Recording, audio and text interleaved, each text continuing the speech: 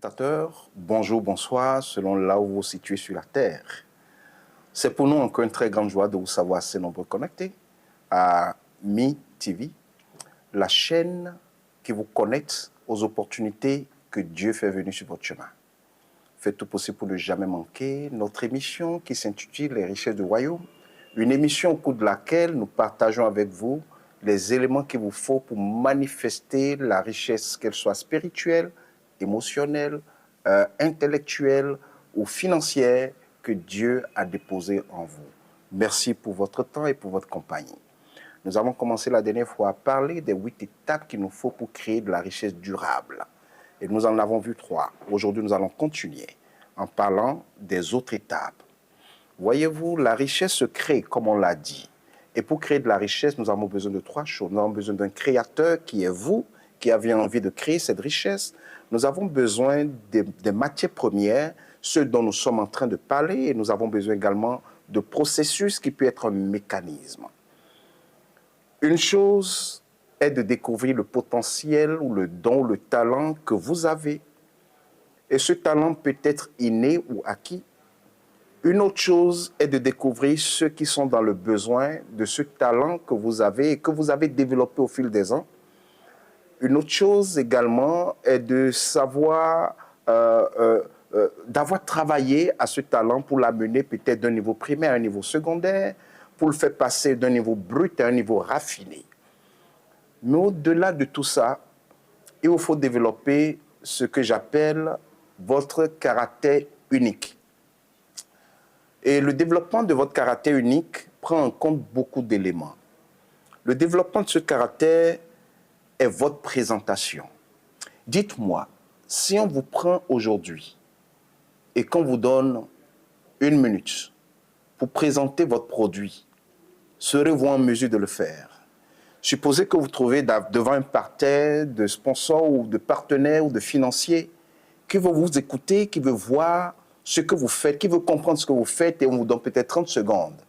Serez-vous en mesure de présenter votre activité, de présenter votre service, de présenter votre produit, de présenter votre don, de présenter votre talent de telle manière à créer l'effet « Waouh ». C'est de ça qu'il est question. Vous devez être en mesure de définir votre unicité. Quand nous lisons dans la parole de Dieu, la manière dont l'apôtre Paul a rendu ministère était spécifique au type d'appel qu'il avait, au type de don qu'il avait et au type de peuple à qui il avait affaire. La manière dont Paul a rendu ministère, la manière dont Pierre a rendu ministère, lui était également spécifique. Quelle est votre unicité dans votre entreprise? Quelle est votre unicité sur le marché du travail? Quelle est votre unicité sur le marché entrepreneurial? Vous devez pouvoir le découvrir.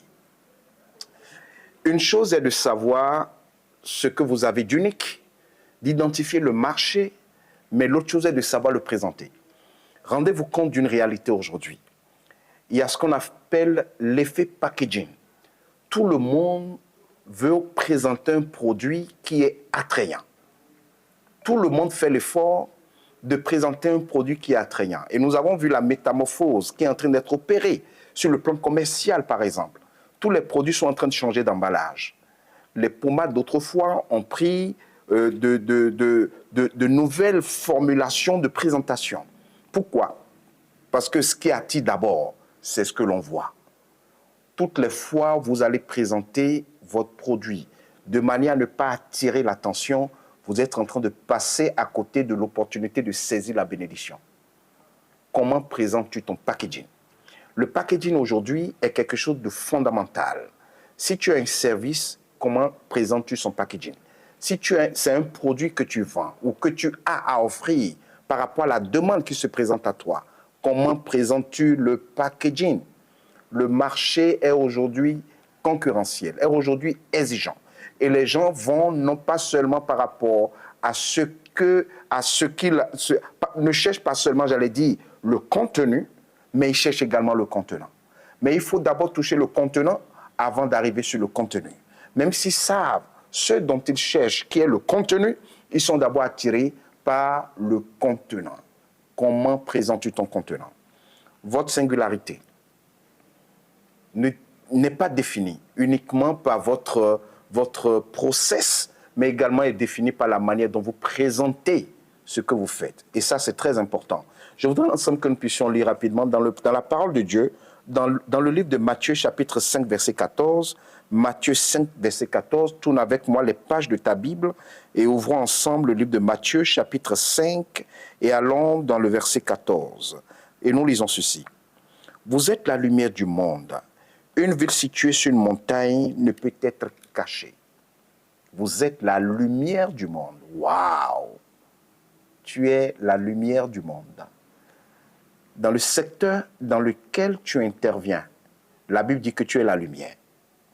Et parce que tu es la lumière, tu dois prendre des dispositions. Tu ne peux pas être la lumière cachée.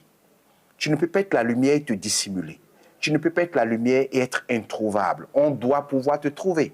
Et te trouver voudrait dire qu'il faut que tu te présentes de telle sorte à attirer l'attention des gens. Il faut que ce que tu offres soit en mesure d'attirer l'attention des gens. Quelle disposition prends-tu à cet effet? Ta singularité te distingue-t-il de tous les autres produits qui existent sur le marché? Ta présentation, est-ce qu'elle arrive à te séparer de tout le monde ou bien on te confond avec tout le monde? Aussi longtemps qu'on te confondra avec tout le monde, personne ne viendra chercher ce que tu as, même si c'est précieux, même si c'est joli, même si c'est important, même si c'est salutaire, personne ne viendra chercher. Aujourd'hui, les gens voient avant de prendre. Fais-toi voir.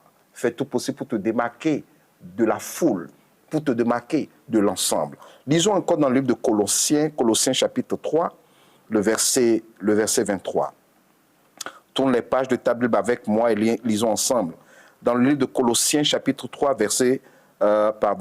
Colossiens 3, nous allons lire plutôt verset 13 et non 23. Il dit,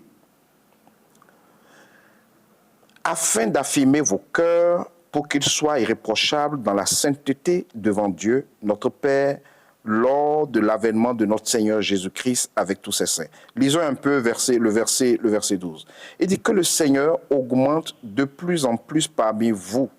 Que le Seigneur augmente de plus en plus parmi vous et à l'égard de tous cette charité que nous avons nous-mêmes pour vous, afin d'affermir vos cœurs, afin qu'ils soient irréprochables dans la sainteté devant Dieu, notre Père, lors de l'avènement de notre Seigneur Jésus avec tous ses saints.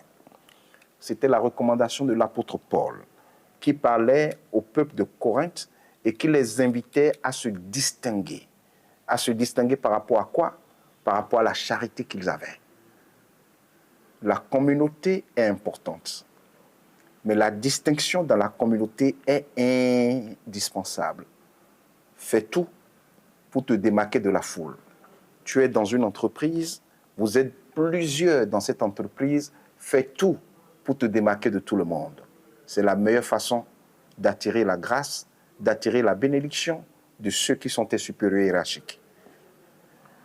La cinquième étape, si réellement tu veux créer la bénédiction, la richesse durable qui va transcender le temps et l'espace, une richesse qui sera transmise à tes enfants et aux enfants de tes enfants, la cinquième chose, c'est que tu dois apprendre à faire la promotion de tes produits ou de ton service. Un produit sans promotion, en réalité, reste invisible. Pour te distinguer, tu as besoin non seulement du packaging, mais tu as besoin également de la promotion. Si vous avez un bon produit et que vous ne faites aucune publicité, un bon produit sans aucune publicité, vous aurez de très mauvaises ventes. Je dis bien, si tu as un bon produit, le produit est très bon, mais personne ne le connaît, personne n'est informé, personne ne le sait, tu ne vendras rien. Et en réalité, la publicité n'est pas la vente. Là, s'il faut aller un peu sur le plan technique, la publicité, ce n'est pas le marketing. Le but de la publicité est de faire connaître ce que tu as, ce que tu fais, ce que tu es. Et tu as besoin d'une manière ou d'une autre que les gens connaissent. Si on ne connaît pas, on ne viendra pas chercher. Si tu as un mauvais produit, et que tu fais de la bonne publicité, tu vas vendre. Si tu as un bon produit et que tu ne fais pas de la publicité, tu ne vendras pas. Si tu as un mauvais produit et que tu fais de la bonne publicité, je peux te garantir que tu vas vendre. Tu auras l'argent, les gens viendront vers toi, ils te donneront l'argent, mais ils te donneront seulement l'argent une seule fois. Ils ne te donneront pas l'argent pour toujours, parce qu'ils vont finir par découvrir que ton produit est de mauvaise qualité. Mais si tu as un bon produit et tu fais de la bonne publicité, tu vendras toujours, tu vendras encore et tu vendras même après toi. C'est de ça qu'il est question. Bien-aimé, maximise chaque occasion que tu as pour faire connaître ce que tu fais. Lisons un peu dans le livre de Luc, chapitre 11, le verset 33. Luc, chapitre 11, verset 33. Tourne les pages de ta Bible avec moi. Luc 11, 33. Luc, chapitre 11, le verset 33. Et nous lisons ceci. Personne n'allume une lampe pour la mettre dans un lieu caché ou sous le boisseau, mais on la met sur le chandelier afin que ceux qui entrent voient la lumière. Personne n'allume une lampe pour le cacher. Tu as un don extraordinaire. Un don extraordinaire. Un don de guérison qui guérit des multitudes de personnes. On a besoin de connaître que tu peux guérir. Et tu as besoin de te faire connaître. Aujourd'hui, de te faire connaître. Aujourd'hui, il y a plusieurs canaux que tu peux utiliser pour te faire connaître. Tu as un produit d'une très bonne qualité. On a besoin de connaître. Tu as besoin d'utiliser tous les canaux qui s'offrent à toi pour te faire connaître. Il est important. Et MeTV constitue l'un de ces canaux. Bien-aimé dans le Seigneur, tous les jours qui passent, le Seigneur t'offre l'opportunité de te faire connaître. Le Seigneur t'offre l'opportunité de parler à quelqu'un d'autre. Je ne comprends pas.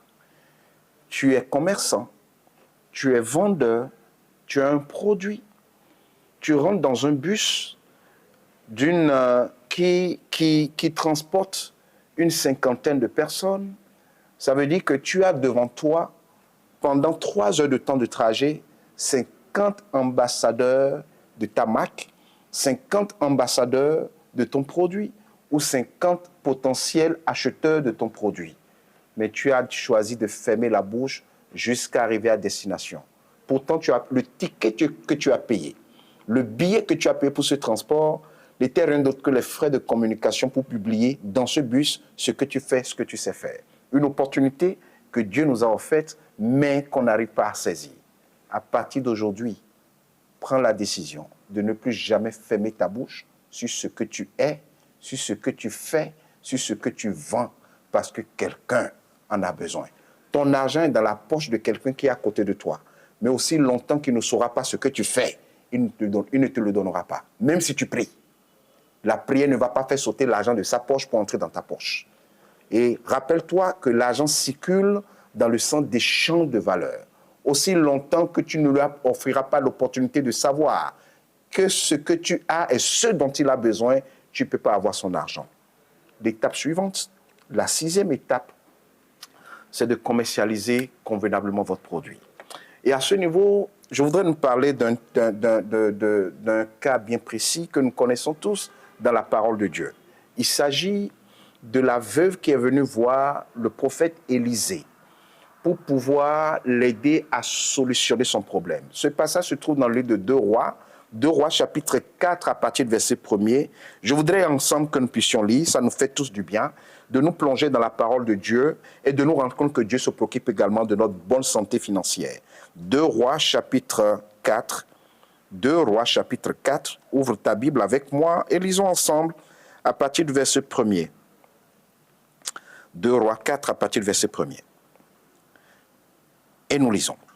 Une femme d'entre les femmes des fils des prophètes cria à Élisée en disant, « Ton serviteur, mon mari est mort, et tu sais que ton serviteur craignait l'Éternel. Or le créancier est venu pour prendre mes 2 enfants et en faire des esclaves. » Élisée lui dit, « Que puis-je faire pour toi? Dis-moi, qu'as-tu à la maison? » Elle répondit, « Ta servante n'a rien du tout à la maison qu'un vase d'huile. » Et il dit, va demander au dehors des vases chez tous tes voisins, des vases vides, et n'en demande pas un petit nombre. Quand tu entreras, tu fermeras la porte sur toi et sur tes enfants, tu verseras dans tous ces vases et tu mettras de côté ceux qui seront pleins. Alors, elle le quitta. Elle ferma la porte sur elle et sur ses enfants et lui présentait les vases et elle versait. Lorsque les vases furent pleins, elle dit à son fils, « Présente-moi encore un vase. » Mais il lui répondit, « Il n'y a plus de vase. » Et l'huile s'arrêta. Elle alla le rapporter à l'homme de Dieu et il dit, « Va vendre l'huile et paie ta dette et tu vivras, toi et tes enfants, de ce qui restera. » C'est un passage que nous avons tous entendu une fois, peut-être que sur lequel nous avons eu à travailler ou à mener des études bibliques une fois. Mais je voudrais opposer un peu le contexte de ce passage pour nous aujourd'hui. Voici un homme de Dieu, un prophète qui était marié, qui avait des enfants, 2 enfants, mais malheureusement, il est mort dans une condition très pitoyable. Il est mort en laissant comme héritage à sa famille une ardoise de dettes. Mais avant de contracter cette dette, il y avait une conditionnalité qui était attachée à ça. Première chose qu'il faut comprendre, tu peux servir Dieu et être pauvre. Je dis bien, tu peux servir Dieu et être pauvre. Tu peux aller à l'église et être pauvre. Tu aurais choisi. Tu peux parler en langue et vivre pauvre. Tu aurais choisi. De la même façon que cet homme qui était un prophète, il était pauvre. Il menait une vie pauvre. Mais ça ne s'est pas arrêté là. Il s'est marié à une femme pauvre. Non seulement que lui-même était pauvre, mais il a épousé une femme qui était pauvre. Et quand 2 pauvres se mettent ensemble, ça ne peut générer que la calamité. Et la calamité, c'est qu'ils ont commencé à faire des enfants en étant pauvres. 3e erreur. Il était pauvre, il s'est marié à une pauvre, ils ont commencé à faire des enfants dans un état de pauvreté. C'était quelque chose de très grave. Et pour subvenir à leurs besoins, la prière n'a pas pu les aider, le jeûne n'a pas pu les aider. Il était obligé d'aller demander de l'argent, d'aller demander un prêt à des gens. Et ces gens lui ont posé une conditionnalité. On sait que tu n'as pas d'argent pour rembourser le prêt. À voir ton état, nous sommes convaincus qu'il te serait difficile de rembourser le prêt. Mais comme on ne peut pas te donner l'argent gratuitement, il faut que tu t'engages à mettre tes enfants en gage pour que le jour où tu ne pourras pas rembourser le prêt, on vienne prendre tes enfants comme des esclaves. Et il a accepté, il a signé le contrat. Et il a pris l'argent. Beaucoup croient qu'ils ont un problème d'argent. Vous n'avez pas un problème d'argent. Vous avez un problème de gestion d'argent. Ce n'est pas que tu ne reçois pas l'argent. Tous les jours ou tous les mois, le Seigneur fait entrer dans ta main de l'argent. Mais comment se fait-il que rien ne reste? Comment se fait-il que tout ce qui rentre dans ta main doit encore repartir? Tu as un problème d'argent. Tu as un problème, de gestion d'argent. Tu n'as pas un problème d'argent. C'est ton incapacité à bien gérer qui te maintient dans un processus continu d'endettement, de pauvreté, de problèmes, de calamité. De la même façon que ce qui est arrivé à cet homme. Et c'est alors que sa femme, l'ayant vu que le problème devient insupportable et que ce problème, malheureusement, a même emporté son mari, est parti chercher de l'aide. Quand tu as un problème, il ne faut pas attendre la dernière minute pour aller chercher de l'aide. Crie fort, les gens viendront t'aider. Elle a attendu jusqu'à ce que le mari meure avant d'aller chercher de l'aide. Ils ont eu l'argent, mais ils ont mal géré l'argent. La mort est venue l'emporter. Et le créancier est venu maintenant pour prendre ses enfants en gage pour répondre aux problèmes, ou du moins pour honorer l'engagement qu'ils avaient pris. Quel est l'ami qui sait que tu as des problèmes et pour t'aider, il t'exige tes enfants en garantie avant de te prêter l'argent? Certainement, ils étaient partis voir un ennemi, pas un ami. Et quand les problèmes atteignent jusqu'à un niveau, plus personne n'a confiance en toi, plus personne ne croit en toi, plus personne ne veut travailler avec toi, tout le monde te fuit. Tu deviens un problème au lieu d'être une solution. Tu deviens un problème au lieu de devenir une solution. cher ami, c'est ce qu'ils étaient en train de vivre à l'époque. Et elle est partie voir l'homme de Dieu qui lui a posé une question. La question de la toute première étape dont on a parlé au cours de cette émission. Qu'as-tu? Qu'est-ce que tu as? Elle dit, je n'ai rien, comme beaucoup d'entre nous. Quand on nous demande qu'as-tu, on n'a rien. Pourquoi? Parce que nous négligeons la chose que nous avons. Nous n'avons pas fait d'importance aux dons que nous avons, à la petite chose que nous avons. Je n'ai rien. Et l'homme de Dieu, finalement, elle a avoué qu'elle avait juste un petit flacon. C'est juste un petit flacon, elle ne peut servir à rien. Et l'homme de Dieu l'a fait entrer dans un processus d'identification de ce qu'elle a. Deuxièmement, il lui a demandé d'entrer dans la ville et de demander à tous ceux qui ont des vases. Alors en Israël, les vases pour conserver l'huile n'étaient pas les mêmes qu'on utilisait pour conserver de l'eau. Et si des gens avaient chez eux des vases qui devant conserver l'huile qui était vide, ça suppose qu'elles ont l'habitude d'utiliser l'huile et que l'huile manque chez eux et quand ils vont trouver l'huile, ils vont pouvoir l'avoir. L'homme de Dieu l'a amené à chercher ceux qui sont dans le besoin de ce qu'elle a, avant maintenant que le miracle de multiplication ne commence. Et quand elle a commencé, il lui a donné les instructions, rentre dans ta chambre, ferme ta porte, développe l'expertise, la spécialité de ce que tu as. Il faut avoir ce qu'on appelle dans le jargon commercial le know-how de ce que tu fais ou de ce que tu possèdes, du produit ou du service que tu vends. Et quand elle a fini de faire tout ça, elle a développé le processus de fabrication du produit, le processus de mise en œuvre du service. Quand elle l'a développé, c'est alors que le miracle a commencé. Mais Élisée a mal géré ce dossier. Oh, si c'était moi, et que cette dame était venue me voir, elle allait faire 41 jours de jeûne à sec. Élisée ne lui a exigé rien de tout ça. Parce que son problème n'était pas un problème de prière. Son problème était un problème d'argent. Elle avait juste besoin d'argent pour résoudre le problème qu'elle avait. Élisée, ayant compris, l'a conduit dans un processus de création de richesses en partant de la découverte de ce qu'elle a, en partant de la découverte de ceux qui étaient dans le besoin, en partant de la découverte du processus pour le produit, et après elle est partie voir l'homme de Dieu pour le rendre compte, et c'est alors qu'il lui a dit, tu as le marché, tu as le produit, tu as les clients, va vendre ce que tu as, et l'argent que tu vas obtenir, résout tes problèmes, et avec le reste qui te restera, vis toi et tes enfants. Il venait juste de lui créer un business, parce qu'elle avait des problèmes. Commercialise tes produits. Si les gens connaissent tes produits, mais n'ont pas assez, ça serait difficile. Tu as un très bon produit, rends-le accessible. Là où tu as positionné ta boutique, est-ce qu'on peut y avoir facilement assez quand il pleut? La manière dont tu as décidé de vendre ton produit, est-ce que ça peut attirer facilement les gens? Rends-le accessible. Assure-toi que tes produits sont visibles, sont accessibles et sont disponibles.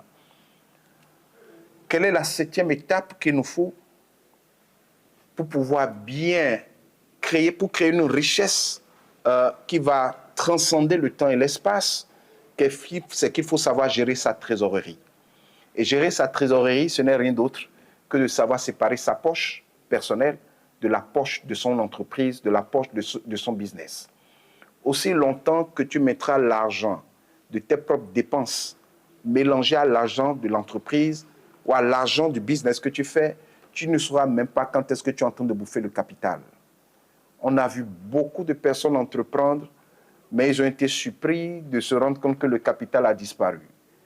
Qui a utilisé le capital, qui a dépensé le capital, c'est eux-mêmes. Ils n'ont pas su séparer la trésorerie personnelle de la trésorerie de l'entreprise. Ce qui est devenu un piège pour beaucoup de jeunes, beaucoup de personnes qui ont entrepris aujourd'hui. Ce n'est pas ce que vous gagnez qui compte, mais c'est la manière dont vous gérez ce que vous gagnez. Tout le monde gagne de l'argent, mais tout le monde n'arrive pas à bien gérer l'argent. Rends-toi compte d'une chose. Nous sommes tous partis à l'école. Certains se sont arrêtés au niveau primaire, d'autres au niveau secondaire, d'autres au niveau supérieur. Nous avons tous eu de l'argent. L'école nous apprend à gagner de l'argent, mais ne nous apprend pas à gérer l'argent. Et si tu veux vraiment réussir, cher ami, apprends à gérer l'argent. Une bonne gestion de trésorerie permet de multiplier tes ressources et de bâtir une richesse durable. J'espère qu'au travers de cette émission, vous avez su ce qu'il vous faut pour entrer dans une dynamique de création, de maintien, de multiplication de la richesse afin de la transférer aux générations suivantes. Je vous bénis pour votre écoute très active et je vous remercie pour votre fidélité à cette émission Les richesses du royaume et pour ce canal Mi TV que Dieu utilise pour vous enrichir et pour vous ouvrir votre champ de connaissances afin que vous deveniez de personnes nouvelles pour créer des richesses nouvelles qui vont œuvrer pour l'avancement du règne de Dieu sur la terre. Que Dieu vous bénisse. Merci pour votre écoute.